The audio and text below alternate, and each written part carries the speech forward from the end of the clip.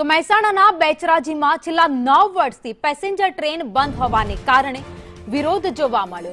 પૂર્વ ધારાસભ્ય ભરતજી ઠાકોરની આગેવાનીમાં કોંગ્રેસ દ્વારા ધરણા યોજાયા, જે દરમિયાન કાર્યકર્તાની અટકાયત કરવામાં આવી। કોંગ્રેસે મારુતિ સુઝુકીની માલગાડી રોકવાની ચીમકી આપતા જ સવાલ કર્યો કે જો પાટા પર માલગાડી દોડે છે તો પેસેન્જર ટ્રેન કેમ નહીં? ધારાસભ્ય સુભાષજી ઠાકોરે મુસાફરોની સુરક્ષાને પ્રાથમિકતા ગણાવી। સ્પીડ ટ્રાયલ બાદ 2 મહિનામાં ટ્રેન શરૂ કરવાની ખાતરી આપી। કે ભાઈ અમારી જે રેલવે છે પેસેન્જર રેલવે એ શરૂ થવી જોઈએ અને જે પહેલા સમયમાં ટાઈમ હતો 3 ગાડી સવાર બપોર સાંજ જવાની, 3 ગાડી પાછી આવવાની, એ ટાઈમે અમારી ગાડી લોકો માટે જોઈએ।